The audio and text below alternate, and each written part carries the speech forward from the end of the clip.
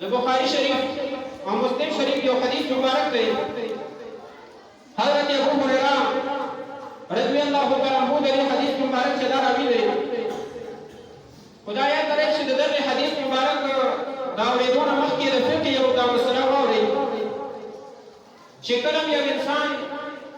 د رمضان شریف روزه چې دا نیولي او د رمضان شریف دا روزه قصدن عمدن چې را ماته کړله نو هغې پر شریعت کې درې قسمه کفارې څو قسمه کفارې دي درې اول قسم کفاره دا ده چې دغه کس چې دا به غلام ازادوي نن سبا خو د غلام رواج نشته دی خو د مخکې زمانې په اعتبار سره اول نمبر کفاره چې کومه ده هغه دا ده یعنې دومره پیسې به ورسره وي چې دی به یو غلام ازاد کړي بس خدای پاک به ده دا کومه روژه ده زه رمضان ماته کړې ده خدای پاک دې ته شاهو به ده ته دا معافي چې دا ورته ورنصیب کړي او دویم نمبر کفاره چې دی هغه دا ده چې چا د غلام د ازادېدو وس نه وي نو دغه کس په 2 میاشتې مسلسل روژې چې را ونیسي په منځ کې به وقفه نه راولي مثال که 1 میاشتې روژه ونیوه بیا چېرته یو ورځ بیمار شو یا بل څه عذر د وجې یوه روژه پاتې شوه نو ده باندې کفاره بیا سر دوباره شوه دی به دوباره بیا 2 میاشتې مسلسل روژې چې را ونیسي او که چا د غلام ازادېدو وسم نو 2 میاشتې مسلسل روژې نشوي نیولی نو دریم قسم کفاره د دې لپاره ده چې دی به د شپېتو مسکینانو را خوراک چې دا به ورکوي یعنې شپېتو مسکینانو را به یو صدقه فطر او یو سلسایه چې دا به ورکوي دا د فقه دا مسله ده چې دغه درې قسمه کفارې د فرضي روژې د ماتېدو لپاره دي یا غلام ازادول یا شپېته روژې مسلسل نیول او یا شپېتو مسکینانو له چې دا خوراک دا یاد لرئ چې دا قانون د هر چا لپاره دی خو لیکن خدای پاک نبي علیه الصلاة والسلام د دومره لوړ شان او مقام چې دا ورکړی دی وایي چې نبي علیه الصلاة والسلام د هغوی مبارک په دربار له یو کس راغی او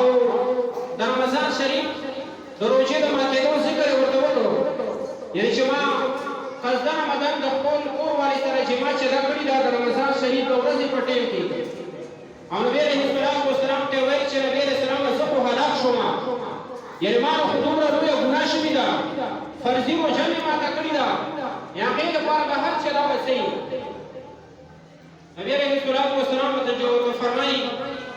چې آیا ته یو غلام ازادولی شي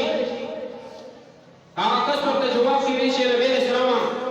یعنې فقیري مې ډېره ده غریبي مې ډېره ده ما سره خو دومره پیسې نشته چې زه پرې غلام ازاد کړم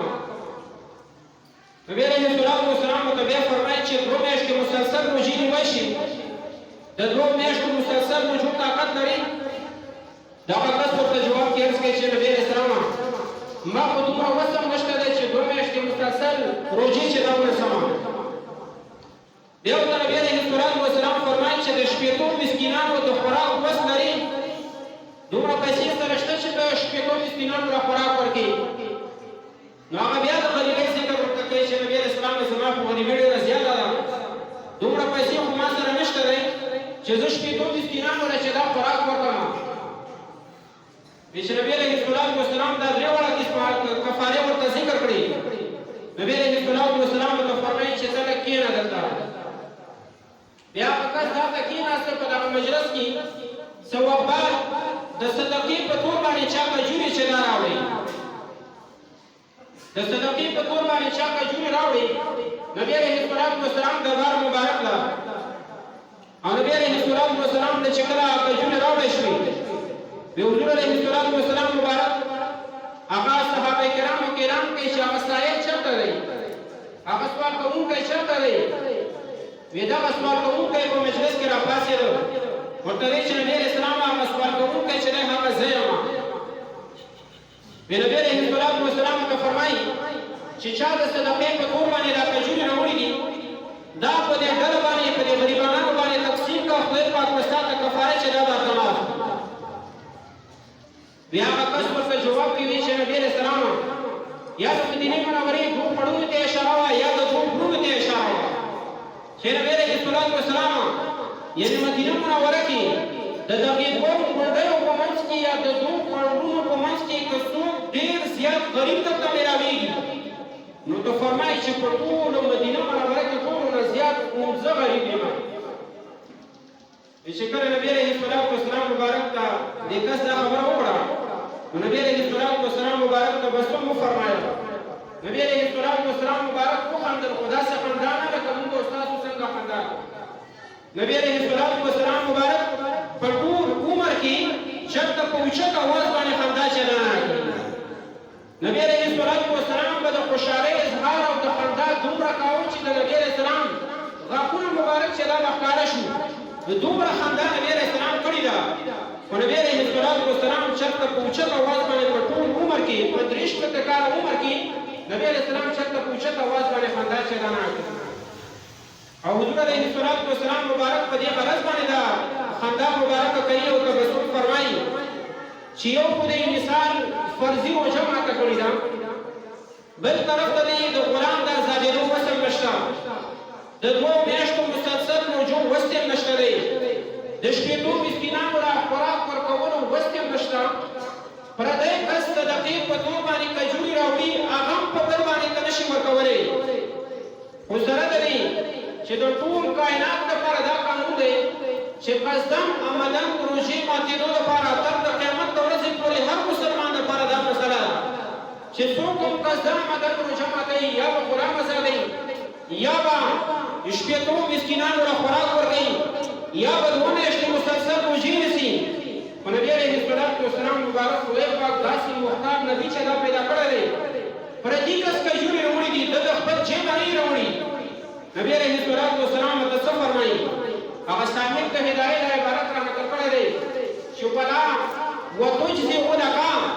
ولا تجزئ بعدك ابدا نبي علیه الصلاة والسلام ته فرمایي چې دا کجوري دا په خپل باندې د دې نه خوراک وکړه په خپل بچو باندې د دې نه خوراک وکړه خدای پاک ورستا ته کفاره معاف کړي خو ورته نبي علیه الصلاة والسلام دا ته فرمایي چې دا حکم صرف د ستا لپاره دی او بیا دا حکم د قیامت ورځې پورې همیشه لپاره د هیچا لپاره هم چې رانشته دی نو حاضرینو دومره یو لوړ شان او مقام خدای پاک نبي علیه الصلاة والسلام ته ورکړی دی چې دا روژه د رب عبادت دی دغه کس چې کوم قصدن عمدن روژه ماته کړې ده د رب په عبادت کې کوتاهي راوستې ده خو کفاره به څوک ورکوي د کفارې لپاره به حکم څوک بیانوي دا صحابي مبارک دا کس په دې مسله باندې څوک پوهیږي د خدای پاک دومره یو لوړ شان چې دا ورکړی دی چې د ټول کائنات لپاره قانون دغه دی چې 3 قسمه کفارې به ادا کوي نو نبي علیه السلام دغه کس ته د پردیو کجورو په حق باندې فرمایي چې دا کجوري په خپله باندې وخوره په خپلو بچو باندې وخوره نو ته فرمایي چې دا حکم صرف د ستا لپاره دی او د ستا نه د بعد هېچا لپاره دا قانون او طریقه چې دا نشته بل حاضرینو الامن والغلا دا یو روایت چې دا نقل کړی دی حضور علیه الصلاة والسلام مبارک یو صحابي مبارک سے حضرت براء ابن عازب رضی اللہ تعالی عنہ نبی علیہ الصلوۃ والسلام نے یو ځل مال غنیمت چې دا راوړی شو صحابه کرامو چېرته جنګ کې فتح او کامیابي حاصله کړه او دا کفار چې کوم مال غنیمت میلاو شو نو په هغه مال غنیمت کې د سرو زرو یو بوټی چې دا راغلی و او دا یاد لرئ چې شریعت کې د سرو زرو استعمال د سړو لپاره بالکل چې دا حرام دی د زنانو لپاره سره زر چې دا جایز دي خو د سړو لپاره سره زر استعمال بالکل چې دا حرام دی د سپینو زرو استعمال د سړو لپاره جایز دی خو دومره اندازه باندې چې د څلورو ماسو په اندازه باندې د څلورو ماسو نه سپین زر کمي نو بیا د سړو لپاره جایز دي خو چې سپین زر د څلورو ماسو نه زیات شي نو دا زیات د څلورو ماسو نه سپین زر دا د سړو لپاره بالکل چې دا حرام دی په دغه مال غنیمت کې د سرو زرو یو بوټي چې دا راوړی شو او مال غنیمت کې چې کوم څیزونه ورسره و نبي علیه الصلاة والسلام مبارک و هغه په مجاهدینو صحابه کرامو باندې چې دا تقسیم کړل اخر کې د سرو زرو بوټي چې دا پاتې شول او د سرو زرو لپاره خو مسله ده چې دا د سړو لپاره استعمالول حرام دي نبی علیه السلام مبارک برا ابن عظیم رضی الله تعالی عنہ چې دا وروسته او نبی علیه السلام مبارک د برا ابن عظیم رضی الله تعالی عنہ ته د سرو زرو دا بوتي چې دا ورته ورپلاس کړل بیا خو صحابي مبارک اعتراض نه کوي دا څنګه وایي چې نبی اسلام سره د خود سره لپاره استعمالول مرام دي څنګه استعمال نه صحابي مبارک خاموشي اختیار کړه هغه ته پته وه چې موږ تاسو ته حلال او حرام چا ښودلي دي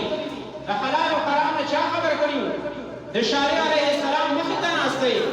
صحابي مبارک خاموشي وکړه او نبی علیه السلام سرو زرو بوتي چې دا ورپلاس کړل او د هغې نه بعد مجلس چې دی دا برخاست بیا د هغې نه بعد دا صحابي مبارک په چې شم د صحابه کرامو نه لاړو نو صحابه به چې کله دا سرو زرو بوتي ولیدله نو صحابه ورته وایي چې سره زر استعمال خو د سړو دپاره حرام دي ستا دا بوتي ولې په لاس کړې ده بیا دې صحابي مبارک ورته جواب کې فرمایل وایي چې ما د خپل ځان نه دا نه استعمال کړي دا بوتي ما له حضور علیه السلام مبارک چې دا راکړې ده وایي چې کله به صحابه د نبي علیه السلام نوم مبارک واورېده نو بیا به صحابه کرامو دا به نه وي چې سره زر د سړو دپاره استعمالول دا حرام دي او که دا حلال دي نو حاضرینو د شریعت مسله دا چې د یو کس دپاره د سرو زرو استعمال چې دا جایز نه دی خو خدای پاک داسې یو مختار نبي دنیا ته رالېږلی دی چې نبي علیه السلام په خپل لاس مبارک باندې هغه سرو زرو بوتي برا ابن عظیم رضی الله تعالی عنه ته په لاس کوي نو د دې نه دا پته لګي چې خدای پاک په احکامو کې اختیار ورکړی دی سره زر د ټول امت لپاره حراموي خو چې د دوی مبارک په خپل اختیار وي نو صحابي مبارک ته د مبارک هغه سره زر استعمال په دنیا کې چې دا جایز وګرځول